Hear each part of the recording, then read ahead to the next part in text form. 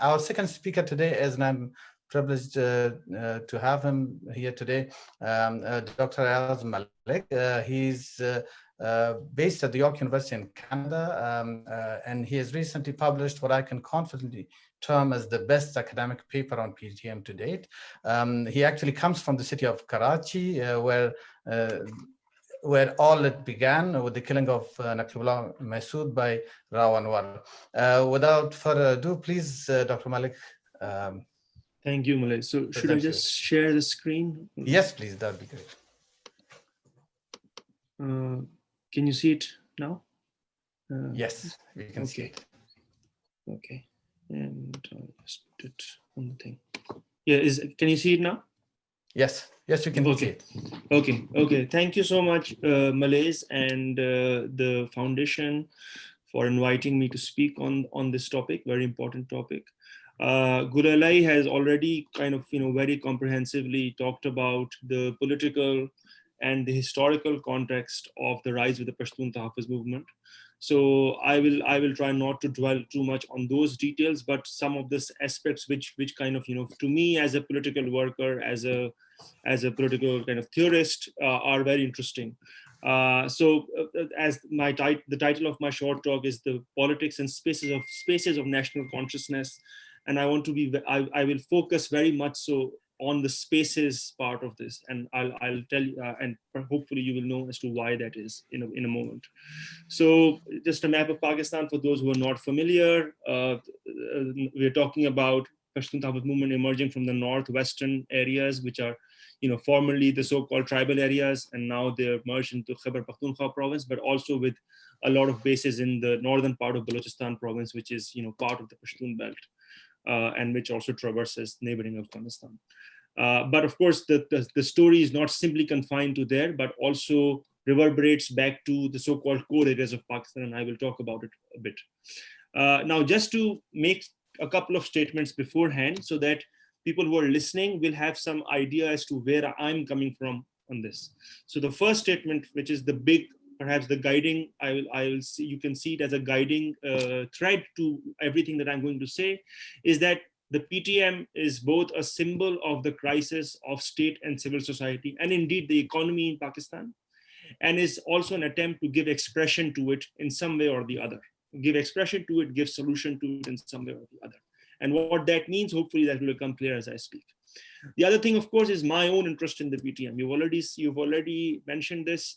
My own background, my own politicization was through the lawyers movement. I was just coming out of school then. I was going to university as a left-wing political worker, interested in the politics of oppressed and exploited people, not just in Pakistan, for Pakistan and Karachi, of course, where I come from, but also all over the world.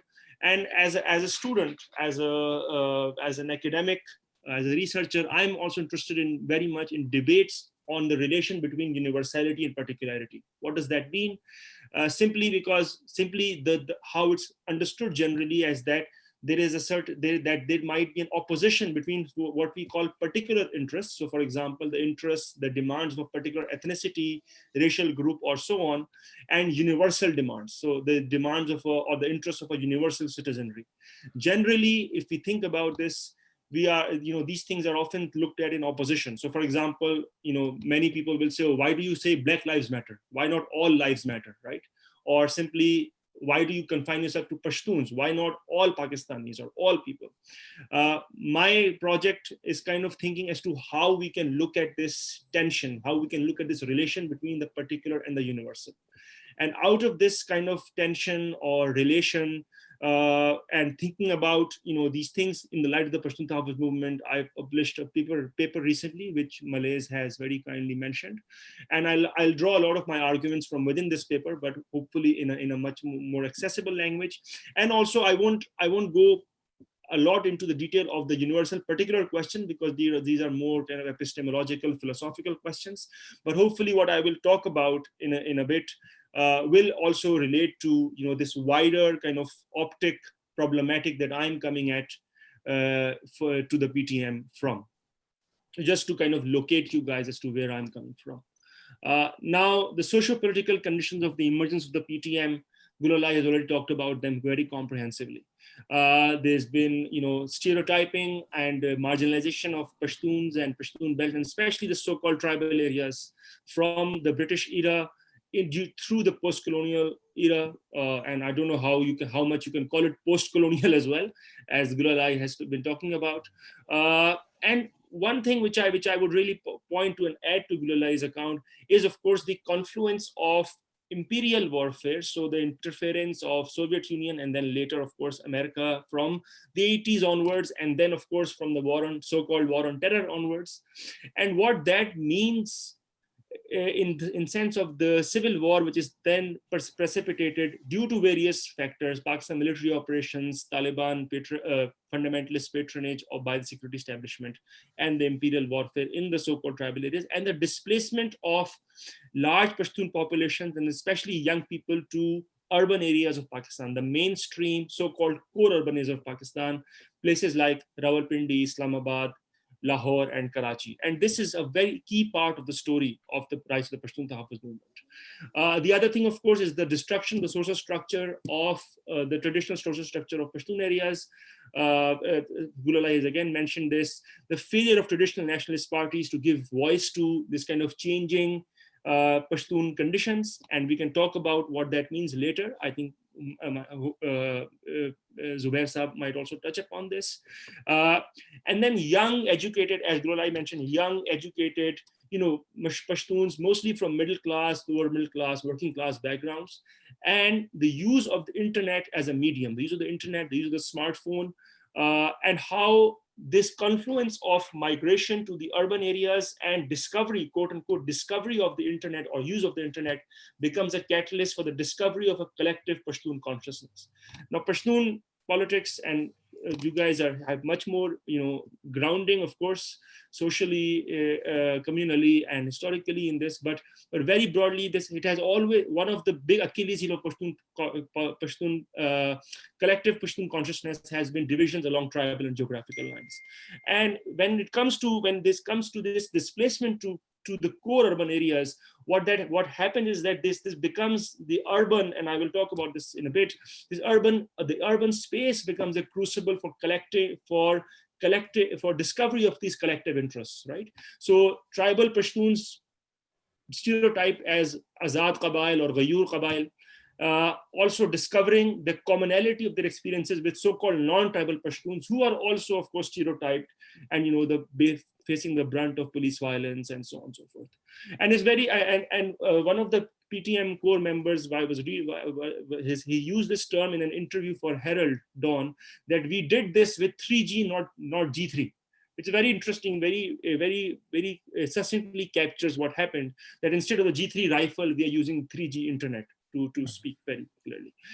And then the graduation from the MTM to PTM, as Gulalai talks about, Gulalai also mentioned. And this is a very key moment, and I will come back to this graduation from MTM to PTM in a bit.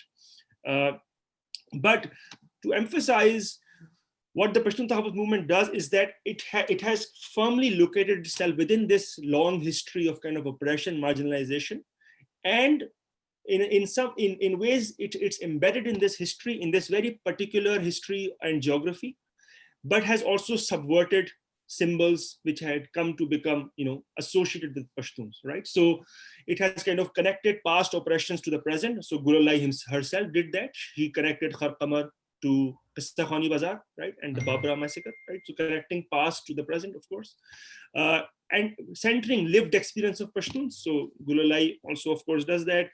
In the Pashtun Tahaffuz movements, Jalsas, of course, you see people who've been traumatized, harassed, affected by the war, their relatives taken, and they kind of putting up their pain in public, which of course doesn't really happen in our societies. Pain is, of course, always has to be private, but this is a way of kind of forming collective consciousness. And of course, the slogans that they use emerge from a very specific kind of Pashtun history of marginalization, right? And they kind of subvert them, right? So for example, Dasanga Azadi Da, which is the main slogan, what kind of freedom is this, explicitly talks about Azad Qabail, right? The whole imaginary is Azad and Ghayur Qabail, the independent tribes. And the slogan is saying, okay, you talk about us as independent tribes, but actually our independence is a ruse. Our independence is basically a form of recolonization and a fetishized form of dependency. Similarly, the most famous kind of the Nar Pashtun, Batur Pashtun, again, Manzoor Pashtun is again a way of subverting the association of Pashtun masculinity with a toxic and violent masculinity. And it kind of makes Manzoor Pashtun a symbol of the new Pashtun consciousness, who's of course a student of veterinary medicine, right? People generally, if you talk to people in Pakistan, you say I'm a doctor of I'm a veterinary doctor. They will say, "Oh, billion ka doctor hai," right? But this is again a way, venerating Manzoor Pashtun is a way of kind of almost redefining what the Pashtun male or masculinity should look like, right? In a sense. And then of course the most controversial slogan, but also I think one without which the movement would have been as popular, which is the jo dehshatgardi hai iske piche vardi hai slogan, now which has been around in Pakistan for a long time. I know people who were saying this in the 1980s MRD movement, when the Sindh operation in Sindh happened by General Ziaul Haq's military junta. Can you translate whatever you say in Urdu and Persian? Sorry. So the Dehshatgardi slogan basically means that the behind this terrorism stands a uniform, and the uniform, of course, is an indication towards the military. And this is, of course, a shocking slogan, right? It's almost in one pithy and kind of witty line. It kind of punctures the whole aura of the institution, the military institution, and its prestige. But it also, in its own way, it kind of pinpoints the problem, or what Pashtun Tahaffuz movement sees the problem, which is that the military, not as the Nijat Dehanda, as the savior against, savior against terrorism, but in fact the prime purveyors of the same. So in some senses, there's a shock aspect to the slogans, but also very much their embeddedness in particular Pashtun history and history of social marginalization and so on. So with this context, what I call Pashtun Tahaffuz movement has come to form a partisan universal. So it is based in Pashtun experiences, in Pashtun geography, in Pashtun history, but it is something, it articulates it in such a way that it articulates it in almost a universal language, right? So Guralai was talking about in terms of the Truth and Reconciliation Commission, constitutional in the constitutional framework, but it is a partisan universal in terms of that it talks about particular interests, but which have the potential for being common interests as well, universal interests as well. And the partisan universal is a term used by Ghanaian political philosopher Atos Akioto, one of the kind of major kind of philosophers of the left today, in my opinion. Atos Akioto, and one of the prime, perhaps the best commentator on Frantz Fanon's thoughts currently, alive today. Now, this is, of course, its embeddedness in the Pashtun particularity. Now, I want to shift focus to the spatial aspects of the Pashtun Tahaffuz movement. And these are actually very important, and most people haven't kind of paid attention to it that much, which is that the urban as a crucible of forming consciousness and as an orientation is very important for the Pashtun Tahaffuz movement. As we talked about, the catalyst for MTM to become PTM is the killing of Naqibullah Masood in Karachi, right? Now, it's very interesting. The march is happening from D.I. Khan to Islamabad in January, February 2018. And this killing happens, right at the other end of the country in Karachi. And the whole thing reverberates, right, from the south to the north to the west, right? And this becomes a whole, this becomes a whole back and forth between the periphery, quote unquote, periphery and the core. And why it reverberates, of course, is because it speaks to the experiences of the young Pashtuns who are the backbone of the movement and who are now displaced in the so-called core cities of Pakistan, right? As students, as workers, as, working class people, laboring class people, and students, and so on and so forth. And as I said already, that the urban space becomes this place to kind of agglomerating different wills, different interests, different people from different geographical tribal backgrounds to the discovery of commonality, but also the discovery of difference. And what I mean by that, I will come to in a bit. But what this reverberation between the urban core and between the so-called peripheries of Pakistan is actually, and what Pashtun Tahafuz movement is actually giving expression to, consciously or unconsciously, is also telling us about the changed nature, what I think is the changed nature of the national question in Pakistan today. That the national question is not simply a question of those spaces which are away from the core. That in fact, those spaces are now part of the very the very part of the imagination of central core Pakistan, right? That they are, this killing happens in broad daylight in Karachi, right? Similarly, the most intense struggles of the PTM come to the fore when they try to graduate from the Pashtun belt to the so-called core Pakistan. When the jalsas start happening in Lahore, when in Karachi, I was there in Karachi when this happened. I was there in Pakistan through all this time, and when this emerged, and in Karachi, I saw from my own eyes what was happening when the PTM mobilization was taking place. And it was very clear that what the military establishment, the military or the Pakistani state is very much afraid of is that this thing becomes not something simply Pashtun, but it becomes popular in other places as well. Right? These accounts of pain, of oppression, start becoming common in a sense, right? And that puncturing of aura and prestige starts becoming common. Now, what do I mean again? Just to emphasize again about the urban as an orientation.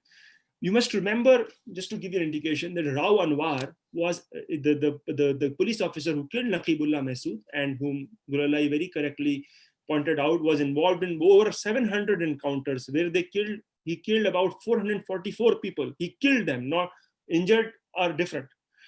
444 people, and in those 700 encounters, not a single policeman was injured. So it was not an encounter, right? It was simply one way of violence by the police on these unfortunate people who are captured by the police.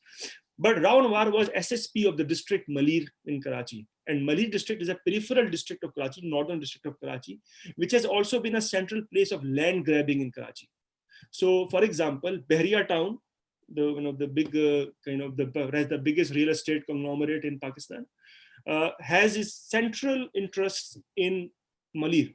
Similarly, this new political economy which has emerged in Pakistan of land grabbing, real estate, it kind of merges with the militarization of Pakistani state and civil society. So the core urban areas of Pakistan are kind of almost caught in this pincer movement, and especially the Pashtuns and ethnic minorities in these core urban areas are caught in this pincer movement, where there is an economic imperative for the violence, right, with real estate and this shifting modes of accumulation, and this is related to kind of worldwide rhythms of neoliberalism and how neoliberal capitalism works. Migration from the peripheral areas into the core due to civil war in Pakhtunkhwa, in Fata, Balochistan, and so on, and its confluence with this age-old discourse of Pashtun as violent, right, as this specially ontologically violent person or social group, and this new discourse of counterterrorism. So counterterrorism has merged with this project, the economic project of kind of neoliberalism in Pakistan, and the people or the group which has been specially caught in this pincer movement of counterterrorism and this land grabbing machine are the Pashtuns, but also other oppressed classes and ethnicities, but especially Pashtuns because of the historical construction of Pashtun kind of masculinity and so on. And that is exactly where what I call the new urban question in Pakistan and new articulations of the national question may be found. Because the national question is not simply now about the spaces out there, but it's very much linked to how urban spaces and urbanism in Pakistan has developed over the last 15 years, post 9/11, and how the terrain of nationalist politics itself has changed. I mean, just to give a very broad example, Karachi is the biggest Pashtun city in the world now, right? So it's not that, Pashtun question is not simply about Peshawar or Kabul. It's about Karachi as well, right? Similarly, Karachi, of course, historically has been home to Sindhis and Baloch, right? So there is this confluence of violence, marginalization, class formation, and ethnicity formation, and ethnic marginalization, which is taking place in urban spaces of Pakistan right now, and PTM, consciously or unconsciously, is kind of giving expression to it in some way or the other. Now, so yeah, this is what I call a socio-spatial pincer movement. The violence of a militarized ruling bloc and its counter-terror operations meets its narrow accumulation machine, which, as I said, is neoliberalism and the real estate and the whole land question in Pakistan today, and urban, especially in urban Pakistan today. Now, as I said, urban became a space where Pashtuns from different backgrounds discovered each other and their common experiences. But also, they also discovered or met difference, right? Or how different ethnicities share, in their own way, share these experiences of dispossession or of oppression and so on. And this was very, as I said, I grew up in Karachi, and we grew up I grew up in the 90s, which was, for those of you who know, is a time of great toxic ethnic conflict in Karachi. And PTM was kind of, when they came to Karachi, they were explicitly handling this question of difference and cosmopolitanism in Karachi, right? Or the urban core spaces of Pakistan, if you want to call it that. For example, just the PTM Jalsas themselves, they are kind of almost like festivals of the oppressed, right? They are, of course, they center Pashtun experiences, but you can also find Baloch people there. You can also find Sindhis there, right? In Karachi, there were Shia missing persons people there, and so on and so forth, right? The pamphlet that the PTM put out, for the public flyer that they put out for the Karachi Jalsa, right? In that, they say that Karachi, because of waves of migration, different ethnicities, it should have become a bouquet of unique fragrances, right? Smells, unique smells. But what it became instead was unrelated islands haunted by fear and foreboding. I'm quoting directly from the public flyer here. It became enclavized in very ethnic manners, right? This is Pashtun area, this is Mohajir area, this is Sindhi area, and so on and so forth. But PTM says, and this is PTM's flyer, PTM is the sadqa or the penance of this pain which people have gone in their own ways, different people have gone through in their own ways within this kind of strange post-colonial neo-imperial arrangement which has been Pakistani state and civil society. And the PTM is the sadqa. Yes? Sorry, if you could wrap it up. Yes, I'm sorry, just... Yeah, last 5 minutes. So the PTM is this kind of amelioration of our mother's pain, and our mother, of course, in Karachi, of course, vernacularly is known as the mother, Garibo ki maa, the sheher, the city, as mother of the poor. And so it was kind of, dealing with these questions of both the Pashtun question, of course, but also its relationship with other ethnicities. Mm-hmm. And of course, at the end of the pamphlet, they quote the line from Faiz Ahmad Faiz, Gulo mein rang bhare, the ghazal Gulo mein rang bhare, but the particular sher that they quote is Bada hai dard ka rishta, tumhare naam pe aayenge gham gusar chale, which is that deep runs the bond of pain, in your name will all mourners come together. So it recognizes common points of coming together, right? And common points not simply in a liberal cosmopolitan sense, which hangs in the air, oh by everyone get together in human rights. No. It is concretely linking history, geography, and particular circumstances of its own oppression, but also other ethnicities. And this is very much, this will be probably my last slide, but this is very much, when Manzoor goes to Sindhi students in Islamabad, they hold a hunger strike in May 2018, around the same time as the Karachi Jalsa. And the Sindhi students ask him how different oppressed peoples can connect and unite in Pakistan. And Manzoor's reply is absolutely brilliant. He says that, look, you must trust your own people, right? Unity is good, but if the people are not equal, then unity is no good, right? What you have to do is that you have to go to your own people and wake them up, right? Or spread awareness in them in your own way, right? So he says, if there is no groundwork, then in unity, there will be only disappointment. If all the peoples are equal, then the alliance will have its own momentum. You must go to your villages and towns, do seminars there, raise awareness, gather the people, we are with you, right? So here what he's doing is not appealing to, you know, the usual kind of human rights discourses. Oh, everyone is equal, right? Of course everyone is equal, but the point is, how do we prove everyone is equal? How do you prove everyone is equal?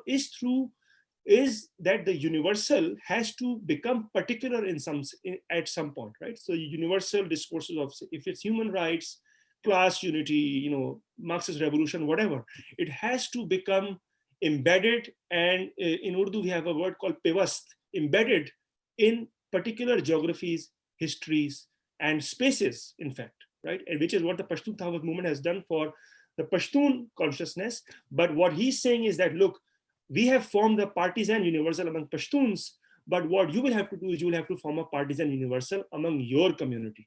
And only then can we go towards what I call a concrete universality, right? Which is what Frantz Fanon says, which is a concrete universality is when there is no opposition between particular and the universal, right? And Frantz Fanon, of course, one of the great revolutionary intellectuals of the last century, he says, usually national, international is thought of, or particular universal is thought of as opposition. But Fanon says the building of a nation is of necessity accompanied by the discovery and encouragement of universalizing values. It is at the heart of national consciousness that that international consciousness lives and grows. And in that sense, of course, I would like to finish on what Gulalai finished with, is that the building of a nation is in this sense, in this case, being accompanied by discovery of universal values. When Gulalai talks about how Pashtun Thawat movement has given impetus to the women's question in Pashtun socio-political consciousness and history, that now the Pashtun figure itself is not some abstract figure, but it is being taken up by layers who were previously not involved in this, right? By oppressed classes, by oppressed genders. And in that sense, of course, it is only then when we delve into the particular that we find commonalities which can then join us with those who are different from us, right? So point is not to bypass the particular or the ethnic in terms of leave ethnicity and become national or become class, right?